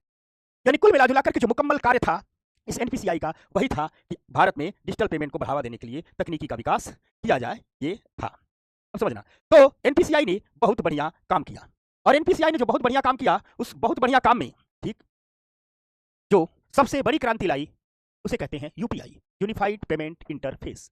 UPI, unified payment interface, UPI. UPI इसी एनपीसीआई की इजाद है। यूपीआई से पहले क्या होता था कि आप हैं, देखिए मेरी मेहनत को, देखिए क्या क्या बनाया हूं आपके लिए। समय लगता है, आंखें दुखती है, उंगलियां लगती हैं। इकोनॉमी तो इतना जानता हूं, 100 के 8 करके पढ़ा डालूं, लेकिन फिर भी इन चीजों को बनाता हूं, इससे थोड़ा सा हमारे विद्यार्थियों की ग्रहण करने की क्षमता बढ़ेगी। तो ध्यान दीजिएगा, ठीक, यूनिफाइड पेमेंट इंटरफेस कि आने से पहले क्या होता था, आप एक व्यक्ति हैं, आपको मनी ट्रांसफर करना है, ठीक, तो आप अपने बैंक में जाएंगे, यहाँ चेक सबमिट करेंगे, या तो चेक सबमिट करेंगे, चेक सबमिट करके या तो कैश निकालेंगे। ठीक, अब मान लो आपको किसी बैंक में किसी दूसरे व्यक्ति को देना है, तो या तो अपने बैंक में चेक सबमिट करेंगे, पैसा इसमें ट्रांसफर होगा, या अपने बैंक से कैश निकाल करके इसमें करेंगे। ये यूपीआई की पहली की स्थिति है कि बैंकों को जब पास जाना पड़ता था, पैसा निकालना पड़ता था। ठीक, या तो आप चेक देने जाए तो भी बैंक जाएंगे, पैसा निकाल के देने जाए तो भी बैंक जाएंगे। लेकिन इस स्थिति को बदला दिया गया, न्यू इनोवेशन लाया गया, नई खोज की गई। ठीक, इस नई खोज को यूपीआई कहा गया। इस नई खोज में क्या किया गया कि जो कस्टमर है, ठीक, इस कस्टमर के सारे डाटा को ले लिया गया। ठीक, और इस सारे डाटा को लेने का काम विभिन्न प्रकार की कंपनियों को सौंप दिया गया। कंपनियों से सरकार ने कहा कि आप हमारे कस्टमर का डाटा ले लीजिए। जैसे मान लीजिए पेटीएम है, पेटीएम एक कंपनी है, गूगल पे है, गूगल एक कंपनी है। इस गूगल और पेटीएम में आपका अकाउंट नहीं होता है, बल्कि आप गूगल और पेटीएम से जब अपना मोबाइल नंबर लिंक करते हैं तो आपका सारा आंकड़ा इस गूगल और पेटीएम में पहुंच जाता है। ठीक, गूगल है, पेटीएम है, फोन पे है, जितनी चीज। अब क्या किया गया, इन कंपनियों को जिन्होंने कस्टमर से डाटा लिया था, इनको यूपीआई के एक प्लेटफॉर्म से लिंक कर दिया। यानी ये कंपनियां किससे जुड़ गई, यूपीआई से जुड़ गई। और दूसरी तरफ यूपीआई से भारत के सारे बैंकों को जोड़ दिया गया।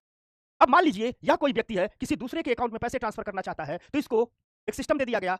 ठीक, जो जिसके अकाउंट में पैसे ट्रांसफर करना चाहता है उसके मोबाइल नंबर से उसका सारा डाटा जुड़ गया है। अब ये क्या करेगा, चाहे क्यूआर कोड स्कैन करेगा, चाहे मोबाइल डाटा डालेगा, जो मोबाइल डाटा डालेगा पेटीएम और गूगल पे के पास इसकी सारी इन्फॉर्मेशन लिंक आ जाएगी। यह इन्फॉर्मेशन यूपीआई प्लेटफॉर्म को ट्रांसफर होगी। यूपीआई प्लेटफॉर्म में सभी बैंक जुड़े हैं, इस बैंक से दूसरे बैंक में पैसा ट्रांसफर हो जाएगा, इस बैंक से इस बैंक में पैसा ट्रांसफर हो जाएगा। यही सबसे बड़ी खूबसूरती है। ठीक, समझ में आ गई बात, यही सबसे बड़ी खूबसूरती है यूपीआई की। यानी अगर दूसरे में हम शब्दों में कहें तो यूपीआई और कुछ नहीं, एक स्मार्टफोन एप्लीकेशन है जो एक बैंक अकाउंट से दूसरे बैंक अकाउंट में पैसा बहुत आसानी से करता है। ठीक, आपका एसबीआई में अकाउंट है तो आपकी सारी सूचना मोबाइल नंबर में आ गई है। ठीक, किसी व्यक्ति का एचडीएफसी में अकाउंट है तो उसकी भी इन्फॉर्मेशन उसके मोबाइल नंबर के साथ है। यूपीआई और कुछ नहीं करता है, आपके मोबाइल नंबर से इन्फॉर्मेशन लेगा, इनके मोबाइल नंबर से इन्फॉर्मेशन को ट्रांसफर कर देगा, बैंक टू बैंक पैसा ट्रांसफर हो जाएगा।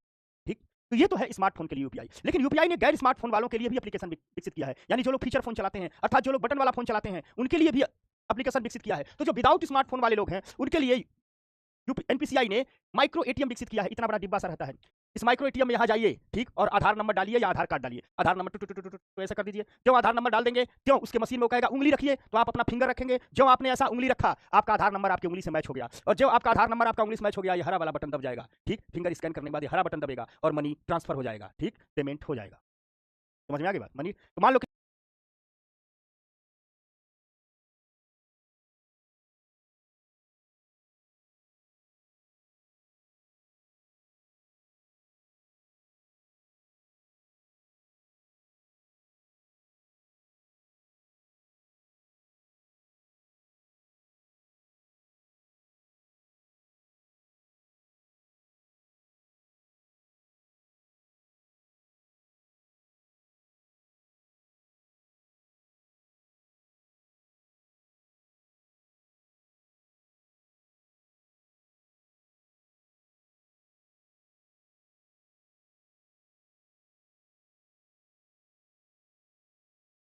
आरबीआई और भारत के बैंक संघ से कह दिया गया कि आप नेशनल पेमेंट कॉर्पोरेशन एनपीसीआई की स्थापना कीजिए, और अप्रैल 2009 में ठीक एनपीसीआई का गठन हो गया। ठीक, दरअसल अप्रैल 2009 में एनपीसीआई की गठन से पहले मार्च 2009 में एक रिपोर्ट भी आई थी जिसे आरबीआई ने प्रकाशित की थी। आरबीआई ने कहा था कि हर भारतीय नागरिक वर्ष में केवल 6 डिजिटल ट्रांजैक्शन किया है। सोच लो, आजकल आजकल तो आदमी एक दिन में 6 कर देता है, ज्यादा पुरानी बात नहीं, 2009 की बात है। आरबीआई ने कहा कि हर भारतीय नागरिक एक साल में औसतन 6 बार डिजिटल पेमेंट करा, एक साल में 6 बार। आज के बच्चों से बोलो तो दांत दिखाएंगे, एक साल में 6 बार, और ये कोई 500 साल वाली बात नहीं है, ये 2009 की बात है। आरबीआई की रिपोर्ट कहती है कि 2009 में हर भारतीय नागरिक ने औसतन 6 डिजिटल पेमेंट किए थे, एक साल में 6 बार। जबकि आरबीआई कह रहा था कि हमारे देश में 10 मिलियन रिटेलर्स, 10 मिलियन खुदरा दुकानदार ऐसे थे जो कह रहे थे कि भैया डिजिटल पेमेंट जल्दी से लाओ, हम डिजिटल पेमेंट करना चाहते हैं। ठीक, अर्थात भारत में एक डिजिटल ट्रांजैक्शन गैप था। लोग कह रहे थे कि डिजिटल पेमेंट लाइए, हम करने को तैयार है, लेकिन भारत डिजिटल पेमेंट के लिए बेहतर टेक्नोलॉजी ला नहीं पा रहा था। इस डिजिटल गैप को फुलफिल करने के लिए आरबीआई ने एक विजन डॉक्यूमेंट जारी किया था, और आरबीआई ने कहा था कि एक safe, efficient, accessible, inclusive, interoperable, authorised payment system का इंडिया में विकास किया जाएगा। और आरबीआई ने कहा कि हमने एनपीसीआई को जिम्मेदारी दे दी है कि वो इस पेमेंट सिस्टम का विकास कीजिए। एनपीसीआई ने उस जिम्मेदारी का भरपूर निर्वहन किया, और 2016 में एनपीसीआई लेकर के आया यूपीआई, यानी 2016 में एनपीसीआई ने यूपीआई की स्थापना कर दी। ठीक, अब अगर हम यूपीआई के अचीवमेंट की बात करें तो आज यूपीआई के कारण इंडिया दुनिया का largest real time payment market बनकर उभर गया है। भारत आज रियल टाइम पेमेंट के मामले में पूरी दुनिया का सबसे बड़ा बाजार है। आज भारत से ज्यादा रियल टाइम पेमेंट कोई नहीं करता है। अगर हम आज के 4 साल पहले के आंकड़े देखें, एक Asia world wide and global data की रिपोर्ट है, 2020 की रिपोर्ट है, बहुत महत्वपूर्ण रिपोर्ट है। 2020 में ही इस संस्थान ने एक रिसर्च करके बताया कि इंडिया ने 25.3 बिलियन यूपीआई बेस्ड ट्रांजैक्शन 2020 में ही करके अमेरिका और चाइना को पीछे छोड़ दिया। यानी डिजिटल ट्रांजैक्शन के मामले में अमेरिका और चाइना को भारत 2020 में ही पीछे छोड़ दिया था। इकोनॉमिक इंटेलिजेंस यूनिट रिपोर्ट 2021 कहती है, यह भी बड़ी शानदार रिपोर्ट है। इस रिपोर्ट ने कहा था कि यूपीआई ने इंडिया को ग्लोबल लीडर की तरह खड़ा कर दिया है। ठीक, यूपीआई ने इंडिया को ग्लोबल लीडर की तरह खड़ा कर दिया है, जो चाइना और साउथ कोरिया से भी आगे निकल चुका है। आज स्थिति यह है कि भारत की यूपीआई का डिजिटल ग्लोबल इफेक्ट दिखने लगा है। भारत अपनी डिप्लोमेसी में यूपीआई का इस्तेमाल करने लगा है। ठीक, भारत की एनपीसीआई ने म्यांमार में यूपीआई बेस्ड सिस्टम को लगाना शुरू कर दिया है। ठीक, इंटरनेशनल बैंक ऑफ सेटलमेंट ने, जो अंतरराष्ट्रीय बैंक ऑफ सेटलमेंट एक संस्थान है, इसने यूपीआई को भारत द्वारा वैश्विक वित्तीय शक्ति के रूप में उभरने की दिशा में उठाया गया एक कदम है। इंटरनेशनल बैंक सेटलमेंट ने कह दिया है कि यूपीआई के माध्यम से भारत दुनिया में ग्लोबल लीडर की तरह खड़ा होगा, वैश्विक शक्ति की तरह खड़ा होगा। आज अगर डिप्लोमेसी की बात की जाए तो भारत ने फ्रांस को यूपीआई उपलब्ध कराया है। याद कीजिए, इसी गणतंत्र दिवस पर 26 जनवरी पर फ्रांस के राष्ट्रपति इंडिया आए थे, तो हमारे प्रधानमंत्री फ्रांस के राष्ट्रपति को जब वापस ले जा रहे थे तो एक जगह रुके, चाय पिए, और हमारे प्रधानमंत्री ने अपनी मोबाइल से तुरंत क्यूआर कोड स्कैन किया और चाय का पेमेंट कर दिया। फ्रांस के राष्ट्रपति चौंक गए, वाह क्या सिस्टम है। उन्होंने तुरंत कहा, मोदी जी हमारे भी देश में लगा। तो भारत फ्रांस में अपना यूपीआई लगा रहा है। भारत यूएई, संयुक्त अरब अमीरात में अपना यूपीआई दे दिया है। कहा लीजिए शेख साहब, आप लोग बहुत पैसा है आप लोगों के पास, लेकिन टेक्नोलॉजी नहीं है, पेमेंट कीजिए, लीजिए हमारा यूपीआई पेमेंट कीजिए। भारत ने सिंगापुर को यूपीआई दे दिया है। भारत अभी बहुत तेजी से, अभी श्रीलंका में एकदम आज की डेट में लगना काम शुरू हुआ, आज का बता रहा हूं, काम शुरू हुआ, ऑर्डर पहले हो चुका था, काम शुरू हुआ है। ठीक, समझ में आ गई बात? यानी भारत अपनी यूपीआई का इस्तेमाल अपने ग्लोबल लीडर बनने के लिए कर रहा है। आज भारत कह रहा है कि हम अन्य देशों को यूपीआई उपलब्ध कराएंगे, और अमेरिका का जो पेमेंट सिस्टम है, स्विफ्ट पेमेंट सिस्टम, कह रहा भारत हमारी यूपीआई स्विफ्ट को चुनौती दे। ये कहानी है डिजिटल पेमेंट की। ये कहानी किसकी है? डिजिटल पेमेंट की। अब थोड़ी सी बात करते हैं फिनटेक की। क्या करते हैं? थोड़ी सी बात करते हैं फिनटेक की। थोड़ी सी बात किसकी करते हैं? फिनटेक की। पढ़ो खूब मेहनत से, नहीं पिटाई होगी। समझ में आ गई बात? अभी बहुत रगड़ूंगा, बहुत पिटाई होगी। यूपीआई समझ, आज बच्चा लोग समझ में आ गया। अब थोड़ी सी बात करते हैं फिनटेक की। ठीक, ये फिनटेक भी पहले नहीं, अब नया जुड़ रहा है। यही तो इकोनॉमी है। जो नया आए, जो भविष्य की बात हो, उसे पढ़ना है। आप लोगों को अतीत में एग्जाम नहीं देना है, भविष्य में एग्जाम देना है। तो आइए फिनटेक की बात करते हैं। फिनटेक का मतलब क्या है? 15 मिनट में इस टॉपिक को खत्म कर देंगे, फिर 10 मिनट का टॉपिक है, फिर कमेंट बॉक्स ऑन करेंगे, फिर आपसे बातचीत करेंगे। फिनटेक एक नया शब्द है।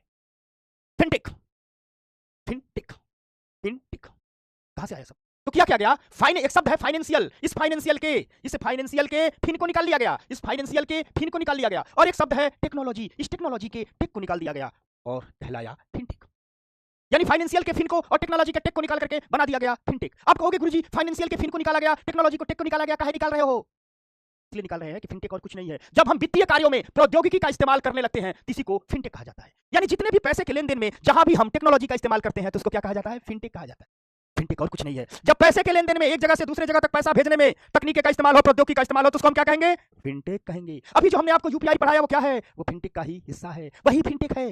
अर्थात जब वित्तीय कार्यों में हम प्रौद्योगिकी का इस्तेमाल करते हैं, टेक्नोलॉजी का इस्तेमाल करते हैं, जिसको कहते हैं फिनटेक। इसी बात को हमने लिखा है कि जब आप अपने वित्तीय कार्यों में टेक्नोलॉजी का इस्तेमाल करते हैं, तो उसे कहते हैं फिनटेक। और उस कार्य को करने वाली कंपनी को क्या कहते हैं? फिनटेक कंपनी कहते हैं। उस कार्य को करने वाली कंपनी को क्या कहते हैं? फिनटेक कंपनी करती है। यानी जितनी भी कंपनी आप देख रहे होगे, गूगल पे क्या है? फिनटेक है। आप देख रहे होगे अमेजन पे, वो क्या है? फिनटेक है। आप देख रहे होगे पेटीएम, वो क्या है? फिनटेक है। आप देख रहे होगे भीम ऐप, वो क्या है? फिनटेक है। ये सब फिनटेक कंपनियां हैं। और ये जो लोग पैसा का लेन देन कर रहे हैं, वो क्या है? वो टेक्नोलॉजी क्या कहलाती है? फिनटेक कहलाती है। तो पेटीएम क्या है? एक फिनटेक कंपनी है। और पेटीएम जो पैसे की लेन देन कर रही है, टेक्नोलॉजी क्या कर रही है? फिनटेक है। अर्थात जहां भी पैसे का लेन देन तकनीकी की मदद से होता है, टेक्नोलॉजी के द्वारा होता है, तो हम कह रहे हैं फिनटेक है। फिनटेक ने भारत में लेन देन को बहुत आसान बना दिया है। पहले के समय में बैंक से पैसा निकालने के लिए रजिस्टर मेंटेन करना पड़ता था, जिससे काफी वक्त लगता था। अब बैंकिंग सिस्टम में प्रौद्योगिकी का इस्तेमाल होने से पैसे का लेन देन काफी आसान हो गया है। इसे भी हम फिनटेक ही कह सकते हैं। ये भी क्या है? ये भी फिनटेक ही है। ठीक, आप देखिए तो आज यूपीआई है, भीम ऐप है, ये सारे फिनटेक तकनीकी का ही एक हिस्सा है। इससे पैसे का लेन देन चंद सेकंड में ही हो जाता है।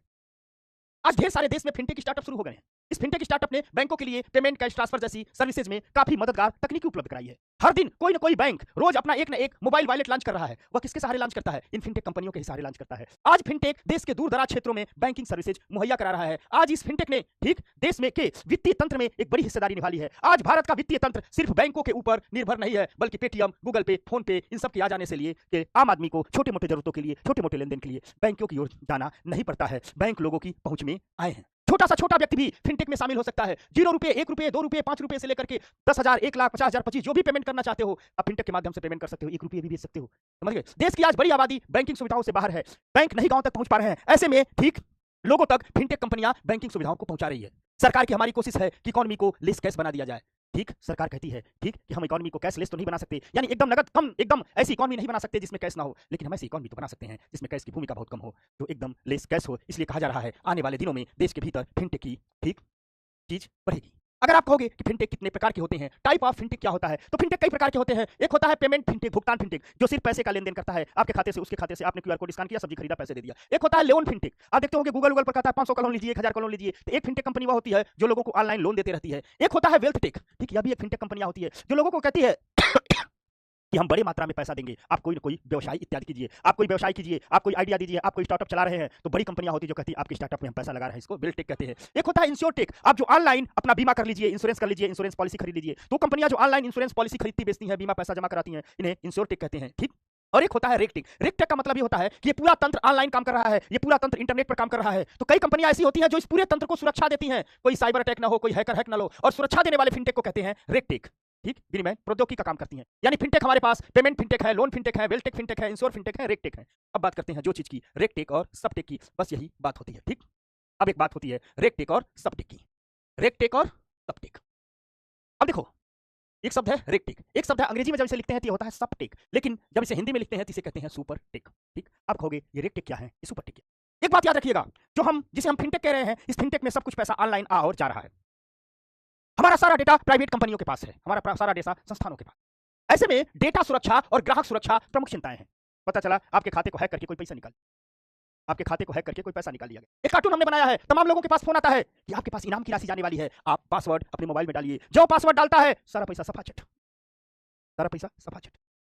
अर्थात फिनटेक को अगर आपको ग्रोथ कराना है तो आपको डेटा सुरक्षा पर काम करना होगा, ग्राहक सुरक्षा पर काम करना होगा। आदमी तभी फिनटेक का उपयोग करेगा जब उसका पैसा सुरक्षित हो। यानी फिनटेक की दुनिया में डेटा सुरक्षा और ग्राहक सुरक्षा प्रमुख समस्या है जिसका समाधान किया जाना चाहिए। दरअसल ये जो रेक टेक है और सब टेक है, यही दोनों काम करती है। यानी रेक टेक और सब टेक डेटा सुरक्षा और ग्राहक सुरक्षा करने का काम करती है। इसीलिए इस रेक टेक और सब टेक, चूंकि दोनों डेटा सुरक्षा और ग्राहक सुरक्षा का काम करती है, इसलिए इस रेक टेक और सब टेक को फिनटेक के जुड़वा कहा जाता है। ये दोनों फिनटेक के जुड़वा है। यानी वह टेक्नोलॉजी जो डेटा सुरक्षा और ग्राहक सुरक्षा की बात करती है, वह टेक्नोलॉजी जो डेटा सुरक्षा और ग्राहक सुरक्षा का काम करती है, उस टेक्नोलॉजी को हम क्या कहते हैं? ठीक, रेगटेक और सबटेक। जो भी टेक्नोलॉजी डेटा सुरक्षा ग्राहक सुरक्षा की बात करती है, उस टेक्नोलॉजी को हम रेगटेक और सबटेक कहते हैं। तो आइए थोड़ी बात करते हैं इस रेगटेक के बारे में, थोड़ी बात करते हैं इस सबटेक के बारे में। अगर हम रेगटेक की बात करें तो यह शब्द कहां से आया है? तो एक शब्द है रेगुलेटरी और एक शब्द है टेक्नोलॉजी। इस रेगुलेटरी के रेग को निकाल लिया गया, टेक्नोलॉजी के टेक को निकाल लिया गया, दोनों को मिलाकर के क्या बना दिया गया? रेगटेक बना दिया गया। यानी रेगुलेटरी के रेग को ले लिया, टेक्नोलॉजी के टेक, रेगुलेटरी के रेग को ले लिया, टेक्नोलॉजी के टेक को ले लिया और दोनों को मिलाकर के बना दिया गया रेगटेक। रेगटेक करता क्या है? याद रखिएगा, प्रौद्योगिकी से संचालित जो भी अर्थव्यवस्था होती है, टेक्नोलॉजी से संचालित जो भी अर्थव्यवस्था होती है, जिस भी अर्थव्यवस्था में पैसे का लेन देन टेक्नोलॉजी के थ्रू होता है, मैनुअल नहीं होता है, उस अर्थव्यवस्था में समय समय पर चुनौतियां आती रहती हैं। जो रेगटेक है उन चुनौतियों का समाधान करता है। रेगटेक को इसलिए विकास किया जाता है भैया देखना, फिनटेक की दुनिया में भविष्य में जो भी चैलेंज आए, तुम समय से पहले उनका क्या कर लेना? समाधान कर देना। याद रखिएगा, जैसे जैसे इकोनॉमी डिजिटल होती जा रही है, वैसे वैसे साइबर हमले बढ़ते जा रहे हैं, वैसे वैसे फ्रॉड की गतिविधियां बढ़ती जा रही हैं। इन सभी को रोकने का काम ही क्या करता है? रेगटेक करता है। यानी आपके अकाउंट को हैक करने का, आपके अकाउंट से पैसे निकाल लेने का, आपके अकाउंट पर जो लोग पूछते हैं मैसेज गया ही ना मिल रहा है, ओटीपी डालो, इन सबको रोकने का काम ही क्या करता है? रेगटेक करता है। अर्थात रेगटेक का काम ही है, रेगटेक का काम ही है कि जो लोग साइबर फ्रॉड कर रहे हैं, ठीक, जो लोग साइबर हमले कर रहे हैं, उन सभी साइबर हमले से आपके पूरे के पूरे फाइनेंशियल सिस्टम को बचाना। क्योंकि अगर हम साइबर हमले से फाइनेंशियल सिस्टम को नहीं बचाएंगे तो क्या होगा? तो लोग इन ऐप का इस्तेमाल नहीं करेंगे और हमारी इकोनॉमी प्रौद्योगिकी आधारित इकोनॉमी हो ही नहीं पाएगी। तो अगर हम रेगटेक की बात करें तो रेगटेक कई प्रकार का होता है। एक रेगटेक होता है रिस्क मैनेजमेंट, खतरे का प्रबंधन करता है। आप कोई भी गूगल पे चलाइए, अमेजन पे चलाइए, कुछ भी चलाइए, 3 बार उसका जो आपका नंबर है, जो अंक है, 3 बार उसको गलत डाल दीजिए। जो कहता है 6 नंबर का डिजिटल अंक, 3 बार आपका जो नंबर है गलत डाल दीजिए, 24 घंटे के लिए आपका ऐप क्या हो जाएगा?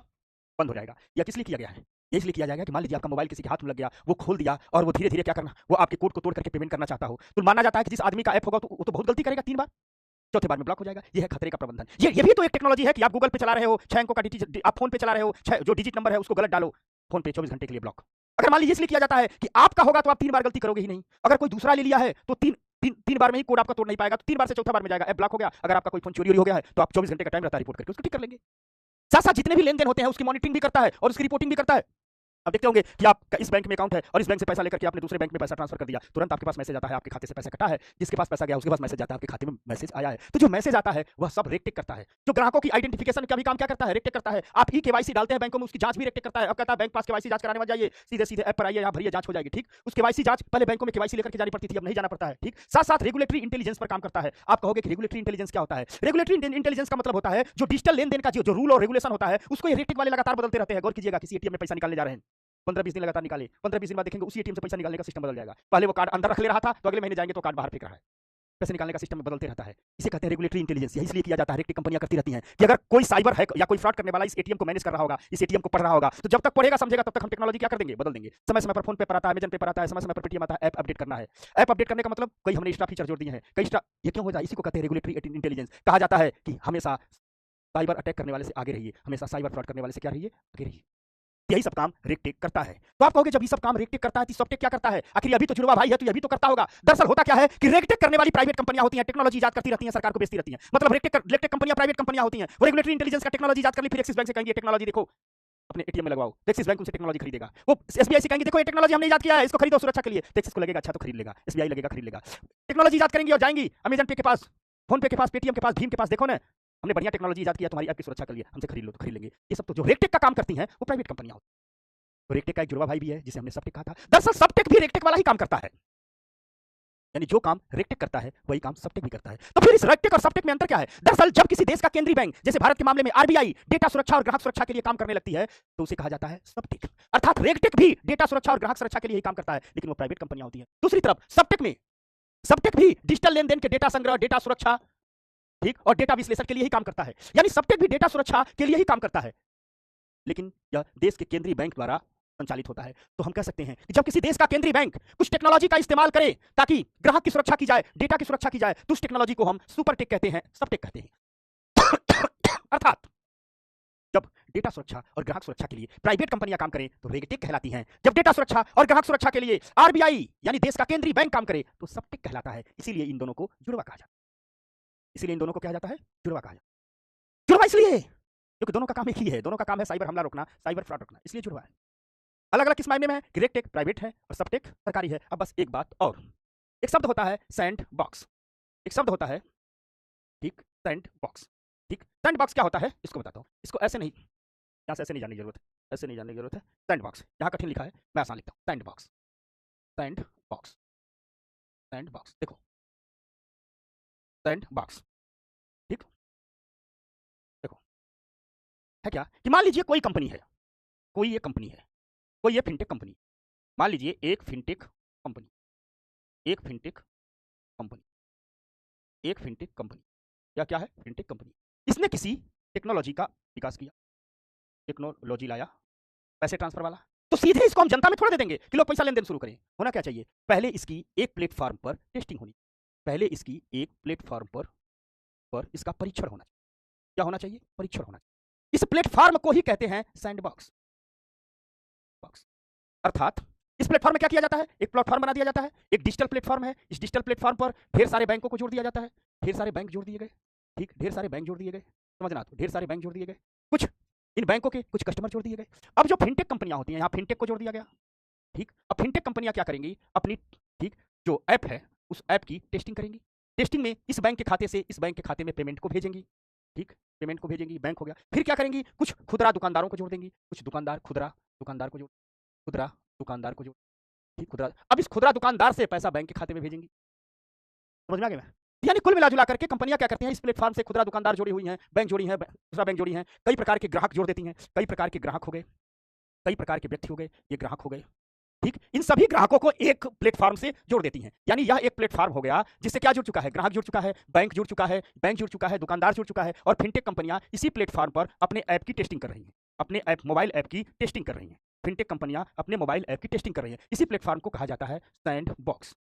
तो सैंडबॉक्स क्या है, सैंडबॉक्स और कुछ नहीं, वो प्लेटफॉर्म है जहां नई फिनटेक कंपनियां अपने ऐप का टेस्टिंग करती हैं, परीक्षण करती हैं, और जब ये टेस्टिंग और परीक्षण में पास हो जाता है तभी से जनता के बीच ले जाती है। इसी प्रकार एक आरबीआई ने बनाया हुआ है regulatory sandbox, regulatory sandbox, RBI ने बनाया है एक रेगुलेटरी सैंडबॉक्स। आप कहोगे रेगुलेटरी सैंडबॉक्स क्या है, आरबीआई कहता है देखिए आप लोग परीक्षण उरीक्षण करके आइए, वो कहता है गूगल पे वाले से आप लोग परीक्षण उरीक्षण करके आइए, अमेजन से कहता है परीक्षण करके आइए, फोन पे से कहता है परीक्षण करके आइए, पेटीएम से कहता है परीक्षण करके आइए, कहता है अपने यहाँ के सैंडबॉक्स पर टेस्टिंग करके आइए और हमको रिपोर्ट भी दीजिए, लेकिन हम सिर्फ आपकी रिपोर्ट से संतुष्ट नहीं होंगे। आरबीआई कहता है हमने भी एक प्लेटफॉर्म का विकास किया है, हमने भी एक प्लेटफॉर्म का विकास किया है जिस प्लेटफॉर्म पर हम आपके ऐप का परीक्षण करेंगे, और आरबीआई जिस प्लेटफॉर्म का विकास किया है उसी को कहा जाता है रेगुलेटरी सैंडबॉक्स। अब इस प्लेटफॉर्म पर वही होगा, आरबीआई भी तमाम बैंक जोड़ेगा, ठीक, तमाम खुदरा दुकानदार जोड़ेगा, ठीक, तमाम लोग जोड़ेगा, व्यक्ति जोड़ेगा, ठीक, और अपने प्लेटफॉर्म से जो भी फिनटेक कंपनी आई है, जो भी फिनटेक कंपनी आई है, इस फिनटेक से कहेगा आप अपने मोबाइल ऐप का अब आइए हमारे प्लेटफॉर्म पर टेस्टिंग कीजिए, इनके बीच पैसे का ट्रांजेक्शन कीजिए, लेन देन कीजिए, हम देख रहे हैं, आप पास हो जाएंगे तो आपको इजाजत देंगे, यही है, ठीक, रेगुलेटरी सैंडबॉक्स। अर्थात सैंडबॉक्स और रेगुलेटरी सैंडबॉक्स, सैंडबॉक्स का कमेंट बॉक्स खोल के देख लें, सैंडबॉक्स और रेगुलेटरी सैंडबॉक्स एक ही चीजें हैं। सैंडबॉक्स प्राइवेट कंपनियों का टेस्टिंग प्लेटफॉर्म है, रेगुलेटरी सैंडबॉक्स आरबीआई का टेस्टिंग प्लेटफॉर्म है, ठीक। इस प्रकार दोस्तों आज का टॉपिक खत्म हुआ है। अब आप मुझसे लोग, आप लोग बताओ पढ़ के कैसा लगा, मजा आया, आप लोग बताइए, पढ़ के मजा आया? अब थोड़ी अपनी गति स्पीड बढ़ाइए, ठीक, थोड़ी अपनी क्षमता बढ़ाइए, बताया जाए। सुबह क्या कर रही है, थैंक, बढ़िया लगा बेटा? साक्षी बिटिया बताओ, जीवन निषाद बताओ, ठीक, पढ़ लो, 2 चैप्टर पढ़ लो, कोई आंसर राइटिंग फैंसर राइटिंग बारे में बात मत करेगा, पहले पढ़ो, कुछ पढ़े लिखे कुछ है नहीं आया आंसर राइटिंग करने, पढ़ लो, सब बातें होंगी पहले, 2 चैप्टर नहीं तैयार किया, आंसर राइटिंग करना, पहले पढ़े,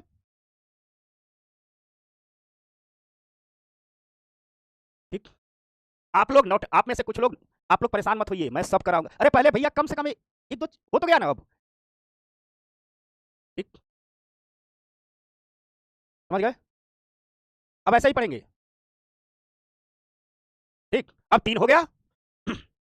अब पैसा और बाजार की बात करेंगे, ठीक।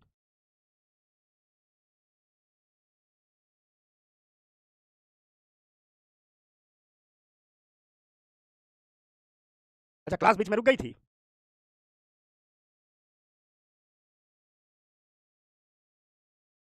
अंकित बेटवा, सना बिटिया, सपना, ऐसे पढ़ा, कल होगा पैसा और बाजार, फिर थोड़ा पढ़ लो, बार बार कह रहा हूं पढ़ लो, हम प्री के क्वेश्चन को कैसे सॉल्व करना है ये भी बताएंगे, मेंस का आंसर राइटिंग कर कुछ पढ़ लो, फिर सारी स्टडी पर बात होगी, पहले पढ़ाई ठोस रूप में पहले पढ़ाई, ठीक ना? उससे समझ में आ गया?